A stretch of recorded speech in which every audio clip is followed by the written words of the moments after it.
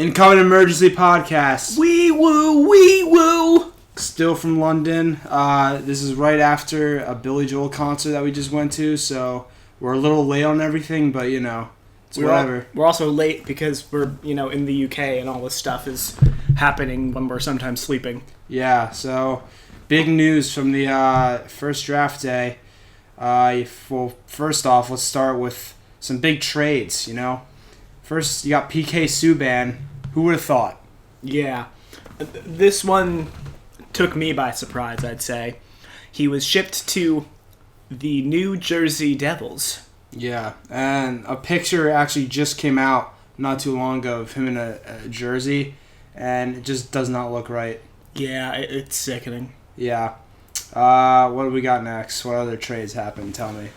Well, don't we want to say what Subban was traded for? Nope, not really, but sure. Well, let's talk about that, I guess. PK Subban is exchanged, and the Nashville Predators received Steven Santini, Jeremy Davies, and 2 second-round draft picks.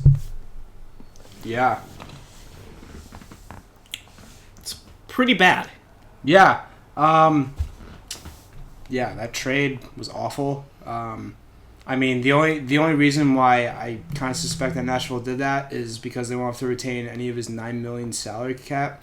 So the Devils got hit pretty hard with that one, but they received one of the best defensemen in the league, so I guess it's worth it. They have room to spend. It's not like they had anyone else. They've got Taylor Hall on a pretty big contract, and then besides him and eventually Heischer, no one's really on that right now. So they've got Taylor Hall, PK Subban, they've got Hall, Subban, Jack Hughes, and Nico Heischer. Yeah, so that was looking pretty stacked for next year. What other trades? They don't have much depth beyond that. Yeah, but they're pretty. I would say they're a pretty youngish team. So, so we'll see about that next year and see how the Subban trade will look out. What else you got? You've got the JT Miller deal.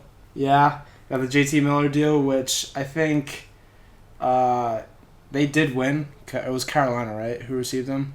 No, it wasn't Carolina.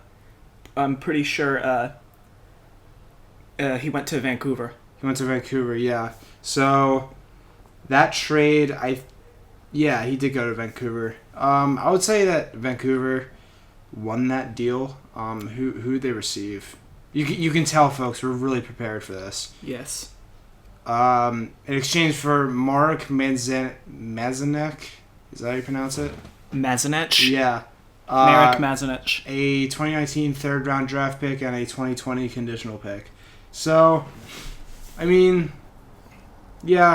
say Vancouver won that deal. Depends, maybe those draft picks turn into superstars. You never know in the NHL. Those assets are not really anything, to be honest. They're pretty poor in what Vancouver's actually getting, so, JT Miller's an okay player. Yeah, he's not bad, but he's not a superstar, but... He's a decent second/third line center. Yeah. I would say he's a good asset to any team, though, so... Yeah, I would say that deal was pretty worth it. He's 26. With Tampa in 75 games last year, 47 points. That's pretty average to just below average second line play. Yeah. Yeah, but that was the second big deal, I would say. That obviously wasn't as big as the Subban deal because the Subban deal kind of just happened out of nowhere. We were just on a train and we got all these alerts on Twitter saying Subban is being dealt very soon, and then literally 2 seconds later it happened. I was pretty upset by that because I thought the Flyers were going to try to make a deal with him for maybe shipping off Ghost or Robert Haig or whoever, but that's the way it goes with the Flyers, I guess. Yeah, and then you've got the Marleau deal, and Marleau got to Carolina, as Ryan was saying earlier. Yeah. In exchange for, Carolina got Marleau, a first-round pick, and something else, and then Toronto got back a second-round pick or some not first-round pick. Yeah, I'll say for that deal that Toronto, I feel like they just want to get rid of Marlowe because obviously he's not in his prime anymore. He's a pretty old player. Also, I do believe that Marlowe will not stay with the Hurricanes. Yeah, I mean, every report out there says that he wants to go back to San Jose, and I don't know whether San Jose want him. They would, if he's going to sign there for anything, you might as well. He has to have something in the tank. Like, he looked pretty cooked playing like third line competition. Maybe put him out there like 8 minutes a night and he's okay. I don't know. Maybe he rests a lot in the off season, but yeah, I think this was just Toronto trying to offload his contract, and that's why Carolina get the first round pick from it. They probably just requested, you're going to throw this in if we're going to do this. I mean, I would say that I don't know. I don't think Marlowe is a real asset to any team. Obviously, how old is he? It's like 37 or 38. Yeah, he's getting up to the 40s. So I don't know why Carolina would want him. I guess just for the picks, just to add it. But I mean, they probably took him on knowing that they could get a first round. Of course. He's 39, so he's getting up there. But I don't know. Getting up there is players normally retired by now. Yeah, I mean, but you have veterans that are still like around that age, maybe a few years younger, that still have gas left in the tank, like Joe Thornton. Exactly, Joe Thornton. That's what I was gonna say. But yeah, I don't know. I feel like Carolina just took him reluctantly, but I don't think he will stay there. But we will see. I don't think he's going to stay there either. Yeah. And we got the Philadelphia Flyers. A huge draft day for them, I would say. They definitely had some great picks. Yeah, well, but before we get into the picks, I just want to say, the whole reason we're discussing these trades is A, because they're interesting, and B, because when you see how little all these guys went for, and, how little Subban went for, how little Miller went for, how little Jacob Trouba went for, even though Trouba was going to play in New York no matter what, it's frustrating because the Flyers could do something, but they didn't. Exactly, and that's just the natural curve of the Flyers' legacy is missing out on great deals and just being a little too late to everything. But it's one of the things you have to willpower being a Flyers fan. And they've not really done well by themselves because they go out and they get Niskanen. They retain Gudis' salary for Niskanen, which clearly says that they think he's a number one. And then they trade for Braun, who's got a crap contract and he played like crap last year. So they've kind of put themselves in a bad cap situation, and they did it on July 18th. So it really kind of signals to me that they may really be done a lot of their business. Yeah, which is sad, just knowing that they spent so much of their money on... I mean, I would say Niskanen is worth it, but the Braun was just so unnecessary. They were basically the same players. Honestly, I really don't know why Chucky Two Trades made that trade. I wouldn't have minded the Niskanen thing if they didn't retain any Gudis salary, and if they even thrown in a 4th-round pick to get Niskanen. That's fine. It's maybe... 1 or 2 million more. If they didn't go out and get Braun, then that leaves enough room to do major things in the room, and with the Hayes deal as well. Exactly. It is a big contract, but what are you gonna do? You got to lock him up. I mean, Hayes was definitely necessary. I'm not too upset about that deal, but the Braun was just completely unnecessary. If you didn't get him, we would have, like Drew said, way more room to shop players, and maybe that could have been a factor of why the Flyers didn't go after Subban, just because of the cap. But you never know. There's 5 or 6 million that are being wasted on Braun and the retained salary. Exactly, it just doesn't make sense to me. Yeah, so let's get into the Flyers picks because that's all we care about. So they traded their 11th overall pick to Arizona for a 2nd-round pick and a later 1st-round pick. And with the 14th pick, we thought they were going to choose Cole Caulfield when Chuck Fletcher announced the U.S. National Team Development Program. However, they took defenseman Cam York, who, by any stretch, is a great player, looking to be a pretty solid NHL defenseman. However, I don't think anybody thinks he's going to be elite. And his upside, Fletcher noted, is like power play quarterback. And I just don't see it. I don't think he has that much upside to be like an elite power play quarterback in the NHL. I just don't. Yeah, I agree with you. Honestly, at first glance, when I saw that, I was pretty shocked and surprised and kind of angry at Fletcher just because that you could have gotten this outstanding player in Caulfield, but then you choose to go to Cam York. But maybe Chuck Fletcher has superpowers and can see in the future and knows that he will be a superstar-like player.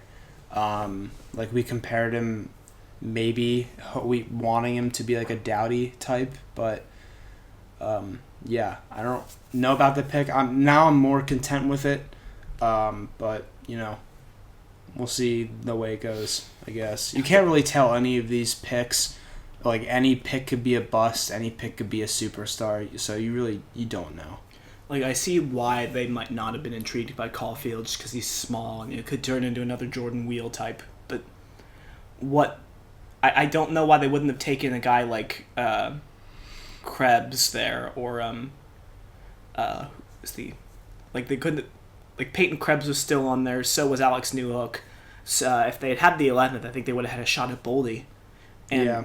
Those are all very good forwards, so I would rate higher like at their positions than I would rate Cam York at D. Mm-hmm. But they went positional need, which I understand.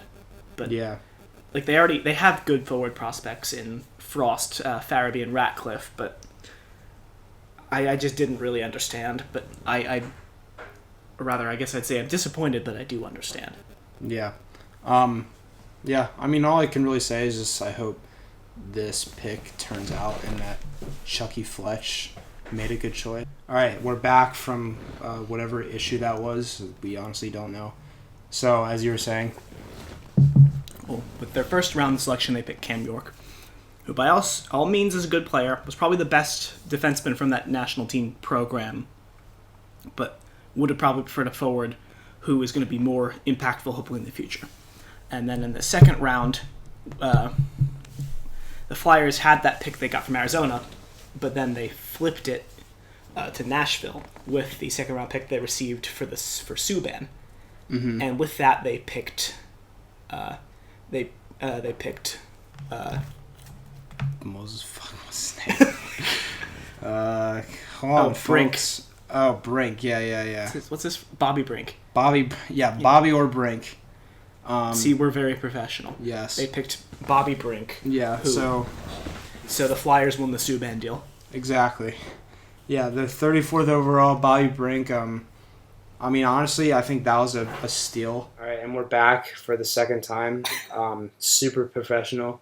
Like we were saying, the 34th pick was Bobby Orr.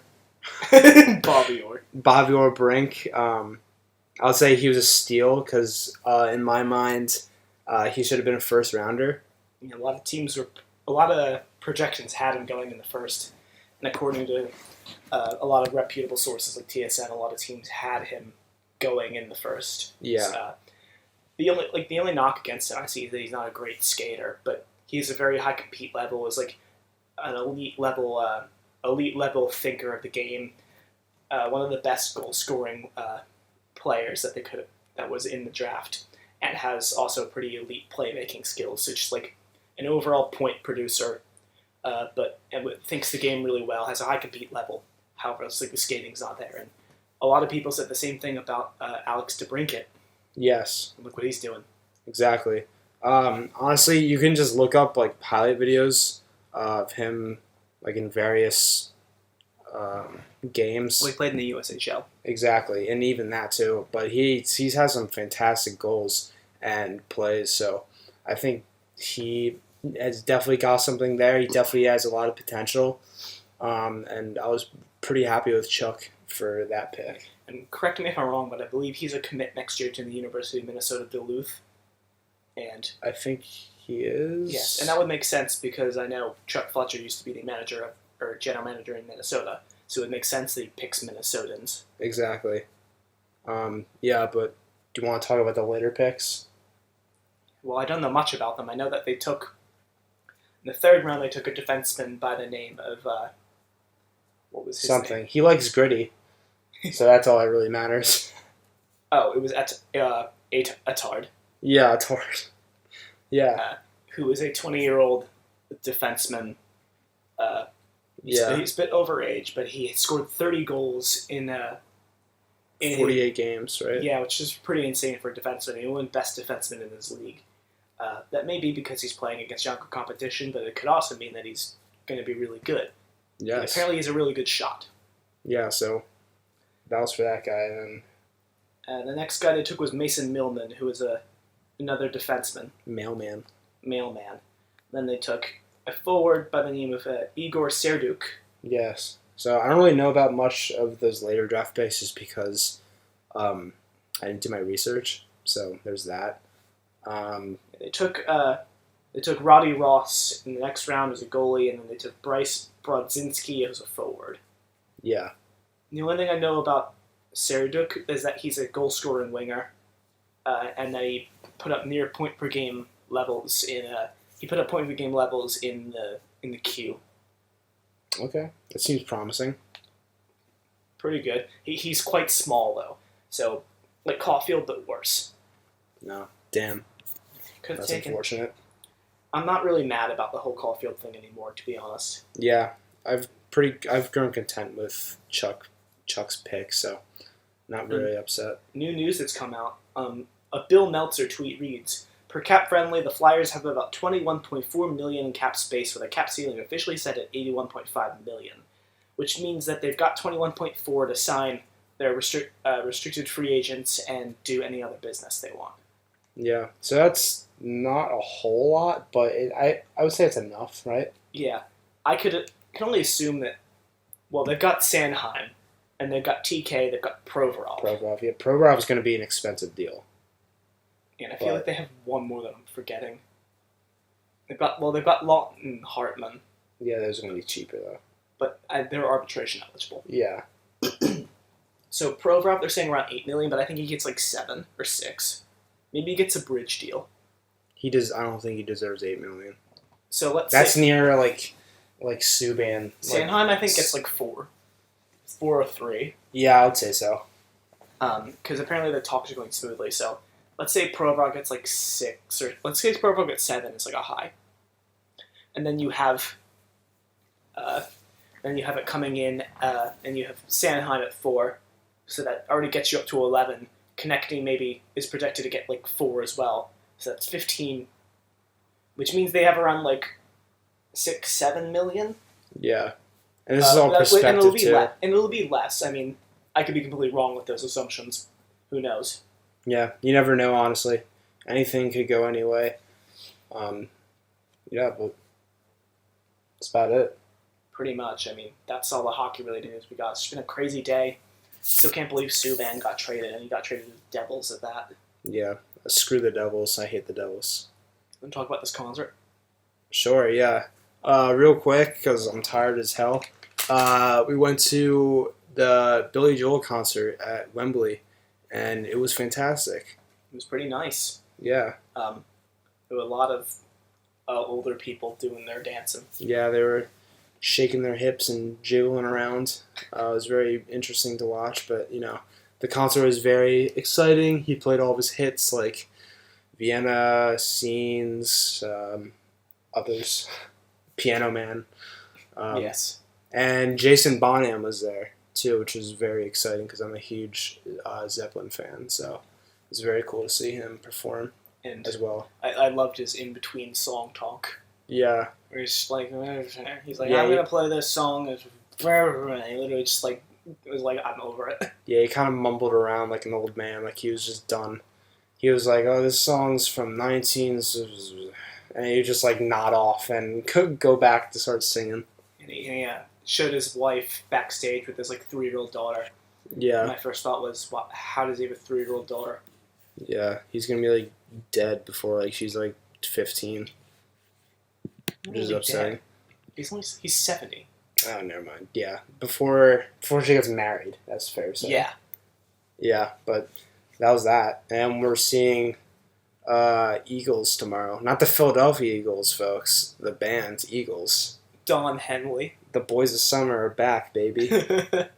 Yeah, but pretty excited for that. So that wraps it up for this podcast. I'd say so. It's a quick take. I'm about to go take a nap and dream about Marge Simpson. So see you later, folks.